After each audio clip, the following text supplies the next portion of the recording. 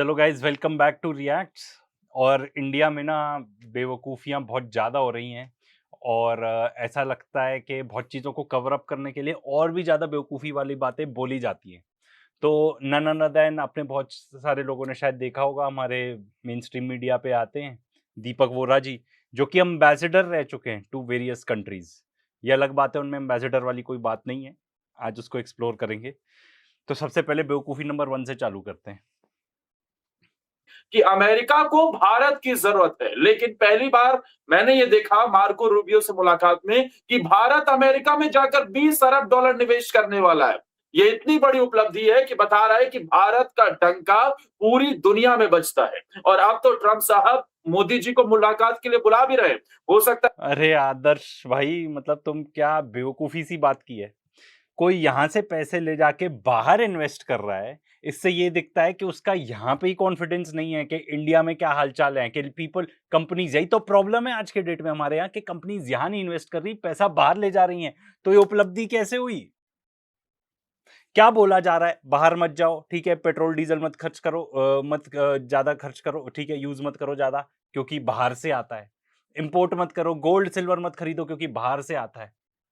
तो बाहर मत पैसा ले जाओ, रुपये पर और प्रेशर मत डालो। अगर आप बाहर पैसा ले जाते हो तो आप रुपया बेचकर डॉलर खरीदते हो, तो उससे डॉलर और स्ट्रांग होता है अगेंस्ट द रुपी। हमने इस टॉपिक पर एक वीडियो भी बनाया, किसी को और मतलब ज्यादा डिटेल में समझना हो, पर बेसिक प्रिंसिपल ये है सप्लाई डिमांड का। और तुम कह रहे हो बाहर ले गए तो बहुत अच्छी बात हो गई। क्या बेवकूफ इंसान है यार ये। स्ट्रेट ऑफ हॉर्मोज वाली सबसे बड़ी खबर पर आए, जिसका हमारे दर्शकों को बहुत बेसब्री से इंतजार है, क्योंकि उसी के ऊपर आज कहीं ना कहीं पूरी दुनिया के ऊपर और भारत ऑयल क्राइसिस का जो संकट है उसी से ही तय माना जाएगा। लेकिन सर, अचानक से अमेरिका का साउथ एशिया का दौरा इतना बढ़ जाना, बड़े बड़े दिग्गजों का।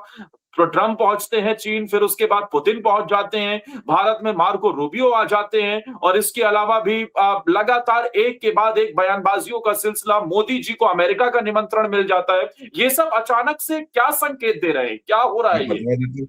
देखो, रिगार्डलेस ऑफ वो जो आंसर दें, पहले तो मैं अपना पक्ष रख लूं सामने। ट्रंप का विजिट ऑलरेडी प्लान्ड था एंड आई बिलीव कि उनको लगा कि भाई ईरान में हम एकदम रिजीम चेंज वगैरह करवा देंगे, फिर वहां पहुंच जाएंगे चाइना में, एंड शी जिनपिंग को बोलेंगे चेकमेट, ये देखो हमने तुम्हें सराउंड कर लिया, स्ट्रेट ऑफ हॉर्मूज भी हम कंट्रोल करते हैं, अब आओ नेगोशिएशन टेबल पे, ठीक है, जो हम चाहते हैं वो करके दो। ऐसा कुछ भी नहीं हुआ। ठीक है, व्लादिमीर पुतिन और वो तो चाइना बहुत जाते हैं, उनकी रशिया और चाइना की तो बहुत क्लोज रिलेशनशिप है ही है। मार्को रूबियो यहाँ पे कोई अलग से नहीं आया है, वो क्वाड की मीटिंग होनी थी। ट्रंप ने कहा कि देखो, एंड इट इज डॉक्यूमेंटेड, ठीक है, मैं कोई अपने मन से नहीं बोल रहा हूँ, they don't have much interest in quad. तो उन्होंने कहा भाई मीटिंग होनी है, तुम लोग जाके कराओ। इंडिया बहुत पुश कर रहा था कि ट्रंप आ जाए यहाँ पे इंडिया क्वाड समिट की मीटिंग के लिए, बट वो उनके प्रायोरिटी लिस्ट में है ही नहीं। मैं बता देता हूँ बेटा आपको, लोग कहते हैं बेटा, कि ट्रम्प साहब ऑफ रैंप ढूंढ रहे हैं। कि मैं कही अंग्रेजी को शब्द है ऑफ रैंप, मुझे तो समझ नहीं आता ये क्या होता है। रैंप तो वो होता है जब वो आपकी मॉडल्स होती हैं, वो रैंप पे ऐसे ऐसे करके चलती हैं, तो ऑफ रैंप का मतलब होता है नीचे उतरने का रास्ता। मैंने बोला था ना, एम्बेसडर जैसी कोई बात नहीं है इनमें। बेसिक इशू बेटा ये समझ लीजिएगा, क्योंकि मैं उस एरिया में 20 साल रहा हूँ। इसराइल को, जहां इसराइल इस समय है, उनकी लड़ाई हुई थी 67 में, इसराइल ने ठोका था, इजिप्ट को ठोका था, सीरिया को ठोका था, जॉर्डन को ठोका था, उनकी वायुसेना ध्वस्त कर दी थी। 73 में उन्होंने फिर से धोखे से हमला किया। योम किपुर, जो हमारी तरह से आप मानिए दिवाली का दिन होता है, उस दिन उन्होंने हमला किया, होलीएस्ट डे यहूदी कैलेंडर में।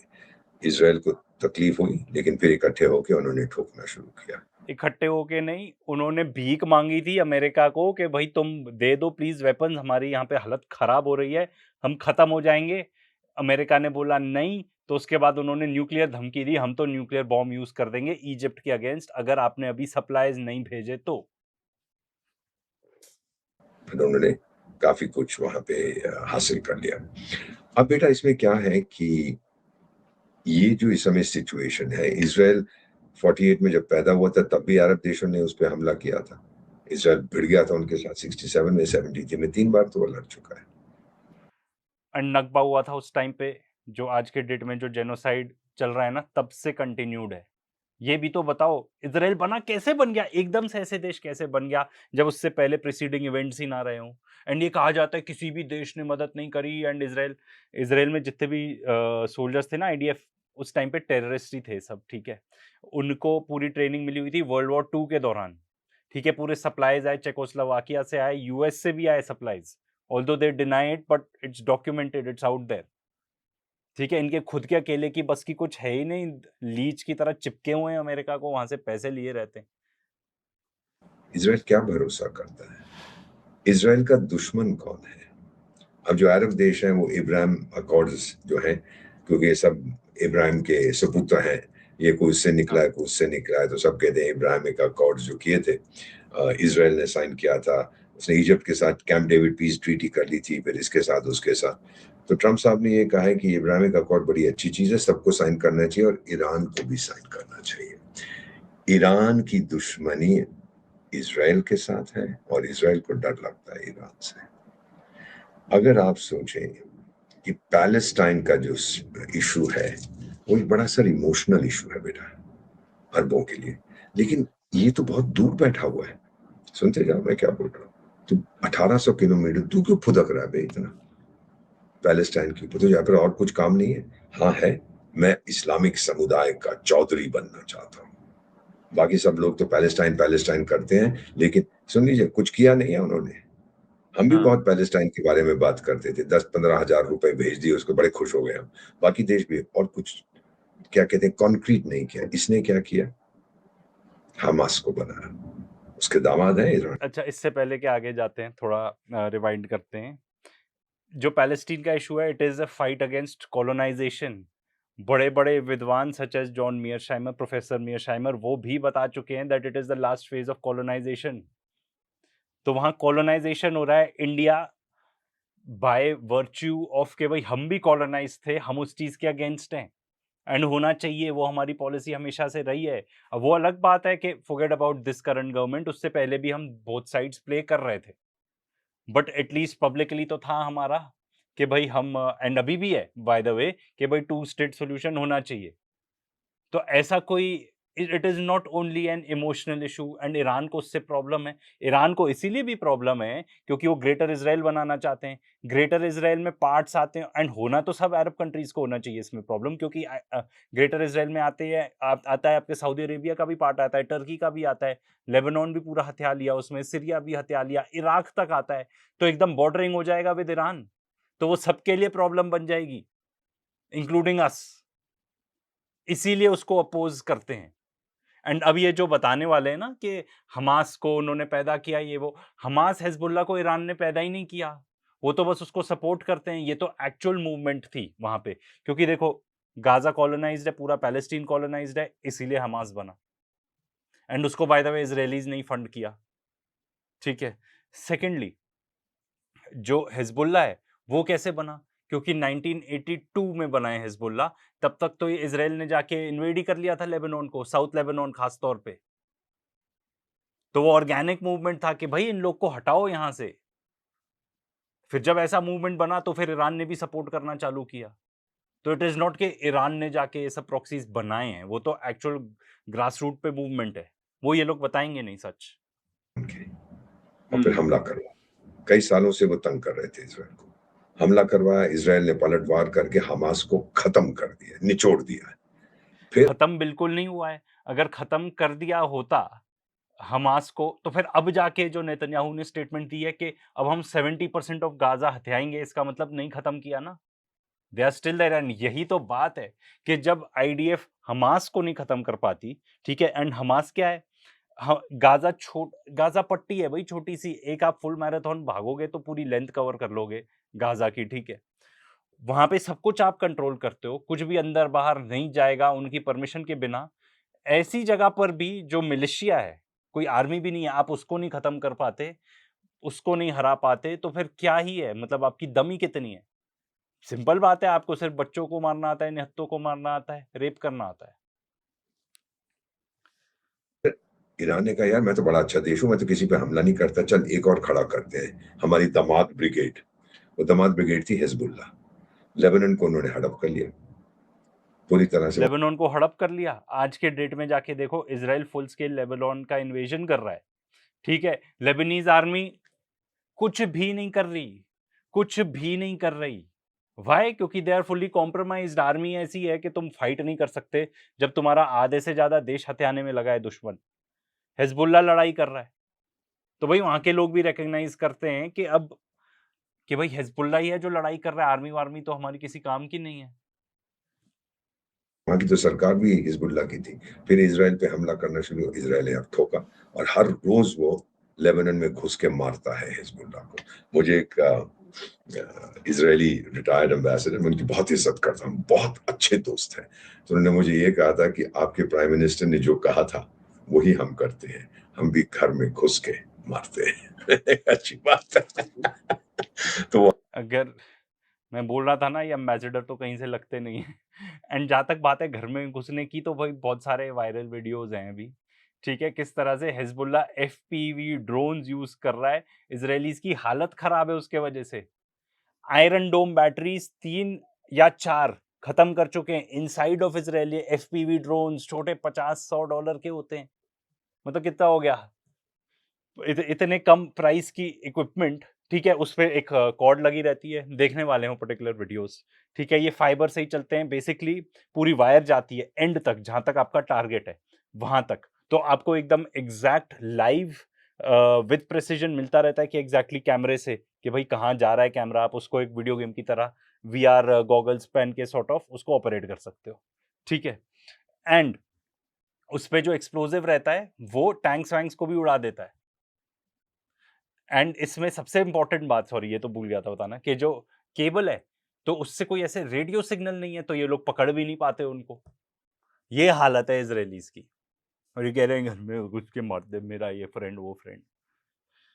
इनकी क्या बोले, अभी आगे जाके भी ये बात करेंगे कि मेरे को यहाँ से मैसेज आए। चलो लेट अस गेट देयर, तब ज्यादा मजा आएगा। हाथ ठोक रहे हैं वो उनको। फिर तीसरी बेटा, फिर से बेटा बेटा बेटा करके इसका तो ये देखो, एक तरफ क्या घटिया वो यूज करना कि ठोक रहे हैं, ये रहे हैं वो रहे हैं। ठीक है, तो एम्बेसडर वाली बात तो कहीं नहीं हो रही। बेटा बेटा, ये बेटा क्या होता है भाई? आई इनफैक्ट आई हेट दिस। मैं तो किसी के लिए भी नहीं यूज करता, मेरी तो उतनी एज भी नहीं है कि मैं यूज करूं। ठीक है, सामने वाला एक इंसान है भाई, उसका एक नाम है, उसको उतनी इज्जत तो दो। बेटा बेटा क्या होता है? सामने वाला एक अलग पर्सनैलिटी है, उसको उतना रिगार्ड दो। बेटा बेटा, बेटे की शक्ल देखो, या तो इनमें से दो है। ठीक है, बेटे की शक्ल से ये दिख रहा है कि हाँ भाई मुझे बना लो चू, बना लो, ठीक है मेरे व्यूज आ रहे हैं और मेरे को तो प्रोपागेंडा ही चलाना है। या बेटे का असली में चू बन रहा है एंड उसको कुछ पता नहीं है। आदर्श भाई, अगर आप तक पहुंचे वीडियो तो बता देना, चू बन रहा था या आप कह रहे हो कि ठीक है भाई, oldie is talking, let me take it in. ठीक है, यमन में आपने हूथी खड़े कर दिए, किस लिए? कि सऊदी अरेबिया पे नजर रखनी है, इसराइल पे। खड़े नहीं किए भाई, अगेन वो ग्रास रूट मूवमेंट था वहां पर। एंड उनमें इतनी दम है ना, यमनीज को कोई नहीं हरा पाया भाई, कोई भी नहीं। अमेरिका जाके हार मान गया, इसराइल जाके हार मान गया, उससे पहले सऊदी अरेबिया जाके। और सऊदी अरेबिया तो क्या, वो पूरा अमेरिकन बैक्ड ही था वो पूरा ऑपरेशन। नहीं, सऊदी अरेबिया को जब ठोकना पड़े तो हूथियों ने कई बार मिसाइलें मिसाइलें भेज दी हैं सऊदी अरेबिया में, कि ऑयल इंडस्ट्री को उन्होंने कमजोर कर दिया था, बर्बाद कर दिया था, फिर काफी टाइम लगा था वापस आने में। ये सब ईरान कहता मैं तो किसी पर हमला नहीं करता, तो फिर ये तेरे दामाद जो हैं ये कौन सी फौज है? तो झूठ पे झूठ पे झूठ बोलते। अब मैं जो मार्को रूबियो कह रहा था, अच्छी खबर आने वाली है स्ट्रेट्स ऑफ हॉर्मुज की। मेरा अपना मानना है, मैं 20 साल वहां रहा हूँ, मेरा अपना मानना है, ये गुड न्यूज ये है कि स्ट्रेट्स ऑफ हॉर्मुज खुलेगा क्योंकि ईरान घुटने टेकेगा। स्ट्रेट ऑफ हॉर्मुज खुलेगा क्योंकि ईरान घुटने टेकेगा, मतलब ये टोटली अगेंस्ट है all sorts of evidences that are out there. Western media खुद बता चुकी है कि यूएस के जो मिलिट्री बेसेस हैं वो धराशायी हो चुके हैं। जितने भी थोड़े बहुत वीडियोस बाहर आए हैं, कैसे एक सस्ता शहीद ड्रोन जाके उनके $1 बिलियन वर्थ के रेडार को खत्म कर देता है, एंड तुम स्टिल ये बोल रहे हो, मतलब शर्म नहीं आती इतना झूठ बोलते हुए? कब तक मार खाते रहोगे? हम सिविलाइजेशन स्टेट हैं और ये कर देंगे वो कर देंगे और इंशाअल्लाह ये होगा और इंशाअल्लाह वो, कुछ नहीं होने वाला। इतनी मार तुम, जब मैं वहां था ना 10 साल पहले, अभी देखना इसको, वो चैट जीपीटी या गूगल पे, तो वहां की करेंसी $1 की शायद 500 600 या 1000 रियाल मिलते थे, अब 15 लाख रियाल मिलते हैं, $1 खत्म हो गई है।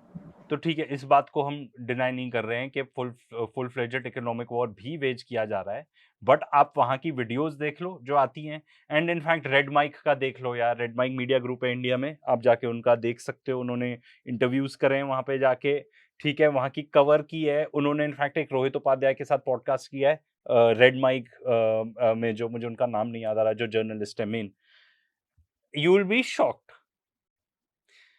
वो ये बता रहे हैं कि भाई वहां पे जाके यू फील कि आप सॉर्ट ऑफ यूरोप में आ गए हो, इतना साफ सुथरा सब कुछ, कॉस्ट ऑफ लिविंग भी इतना ज्यादा कंट्रोल्ड है, and standard of living is very very good. हमारे इंडिया में तो कुछ होगा ही नहीं वो standard of living. Roads are good, कोई कचरा नहीं, एकदम साफ, हवा भी साफ। मतलब ये क्या कहना चाह रहे हैं? ठीक है, आपने and I tell you, currency weak होती है, दैट इज बिकॉज उनके साथ कोई ट्रेड नहीं करना चाह रहा क्योंकि यूएस के सैंक्शंस लगे हुए हैं, इसी पर्टिकुलर रीजन से। बट वो देश ऐसा है कि उसको बहुत ज़्यादा चीज़ें वो इम्पोर्ट भी नहीं करता, खुद की गाड़ियाँ बनाते हैं, खुद के ड्रोन्स, खुद के मिसाइल्स, उनके पास इतना बड़ा देश है, हर टाइप के रिसोर्सेज भी अवेलेबल हैं, खुद का पेट्रोल वगैरह है, कुछ सेंट्स में आती हैं, पर अगर गैलन टाइप वो बात करें, मैं देख रहा था एक जज नेपोलिटानो का पॉडकास्ट, उसमें वो प्रोफेसर मरांडी के साथ कर रहे थे, तो उन्होंने बोला है इतना सस्ता है वहां पे पेट्रोल, प्लीज आप दोबारा बताओ, ताकि हमारी अमेरिकन ऑडियंस को पता चले कि हम कितना महंगा पेट्रोल खरीद रहे हैं और वहां पे कितना सस्ता है। खत्म कर दिया पेट्रोल। और ईरान सेल्फ सफिशिएंट नहीं है फूड ग्रेन्स में, उसका एक्सपोर्ट मेनली था तेल, वो भी बंद कर दिया। भाई आपने एक्सपोर्ट में देखो, मेरे को बहुत ज्यादा इन डेप्थ नॉलेज नहीं है अबाउट ईरान, बट मैं आपको बता सकता हूँ, सिर्फ वो नहीं है, वहां से खजूर भी निकलते हैं बहुत, पिस्ताशियो लीडिंग एक्सपोर्टर है ऑफ पिस्ताशियो ईरान, एंड अच्छा खासा खाना वो अपने वहीं पे उगाते हैं, they are self sufficient in that regard. Hormuz खोल दिया, मान लिया, हॉर्मुज से बाहर निकलोगे तो नाकाबंदी कौन करके बैठा हुआ? अमेरिका ना, अमेरिकन नेवी बैठी थी, इजाजत उससे लेनी पड़ेगी। सो ये अगर ये बात कर रहे हो फैक्चुअली, ये भी गलत है। रोज ईरानियन मीडिया में निकलती है खबर, उसको बहुत सारे इंटरनेशनल मीडिया आउटलेट्स भी पिकअप करते हैं कि कभी 25, कभी 30 कुछ ऐसे करके टैंकर्स निकल रहे हैं। किसके टैंकर्स निकल रहे हैं? आई टेल यू, मेजरली 2 देशों के निकल रहे हैं, मेजरली तो चाइना, एंड अगर कुछ रशियन टैंकर्स होंगे तो वो भी निकल रहे हैं, क्योंकि देखो वहां से स्ट्रेट ऑफ हॉर्मुज है, तो ऐसा नहीं है कि सिर्फ तेल निकलता है वहां से, बहुत सारी चीजें निकलती हैं। अमेरिकन की दम है कि चाइना जाते हुए टैंकर को रोके या रशिया जाते हुए टैंकर को रोके? बिल्कुल दम नहीं है। हमारे अच्छे रिलेशनशिप होते वहां से तो, एंड दोनों साइड से, तो हम भी पाकिस्तान जैसे प्ले कर रहा है वैसे प्ले कर लेते, हमारे टैंकर्स भी निकल आते। ये चीजें अगर आप ध्यान रखें, जो गुड न्यूज यही है कि हॉर्मुज खुलेगा, चाहे तो ईरान घुटने टेक दे या फिर कोई अग्रीमेंट। क्या अग्रीमेंट होगी बेटा? आपने जो JCPOA साइन किया था बराक ओबामा के टाइम में कई देशों ने कि 20 साल तक ईरान एनरिच नहीं करेगा, तो 20 साल के बाद क्या होगा? क्या वो भूल जाएगा न्यूक्लियर टेक्नोलॉजी? 20 साल में सारे उसके न्यूक्लियर साइंटिस्ट मर जाएंगे? ये बेकार।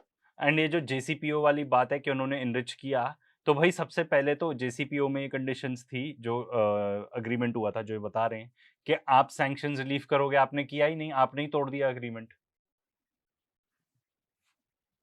की चीजें होती हैं, और ट्रम्प साहब इसमें बड़ा क्लियर है कि they will never be allowed. Israel भी क्लियर है। ईरान क्यों चाहता है न्यूक्लियर बॉम्ब? किसके लिए? क्या वो हमला करेगा जापान के ऊपर या नाइजीरिया के ऊपर या पेरू के ऊपर? उसका दुश्मन तो साफ कहता है कि इजराइल को जीने का अधिकार नहीं है, पकड़ रखा है उसने इसराइल। इसमें एक बड़ी मजेदार चीज है बेटा, तो भाई बेटा जी, तुम ये भी सुन लो फिर, और जाके खुद भी गूगल कर लेना। ईरान कितनी बार बोल चुका है मुझे न्यूक्लियर बॉम्ब बनाना ही नहीं है, कितनी बार बोल चुका है वो, और अभी तक बनाना होता तो अभी तक टेस्ट होके रेडी हो भी गया होता, उनके पास इनफ इनरिच्ड मटेरियल है। वो तो कह रहा है मुझे नहीं चाहिए। और इनफैक्ट जो आपकी आज में स्थिति है, इससे कई पहले स्थिति बेहतर थी। IAEA जाता था, इंस्पेक्ट करता था, न्यूक्लियर बॉम्ब नहीं बना रहे, नहीं बना रहे, नहीं बना रहे। अमेरिकन इंटेलिजेंस तक बोल चुकी है न्यूक्लियर बॉम्ब नहीं बना रहे हैं। तुलसी गैबार्ड हु रिसेंटली रिजाइंड, उन्होंने तक बोला है, ओपनली आके बोला है कि नहीं नहीं बनाने वाले हैं वो लोग न्यूक्लियर बॉम्ब। एंड इसराइल क्या चाहता है उससे? इसराइल तो देखो साइकोपैथ है, वो तो इसी उनका यही है कि भाई मैं तो फोड़ दूंगा, मैं तो फोड़ दूंगा। There is no way Israel can win this.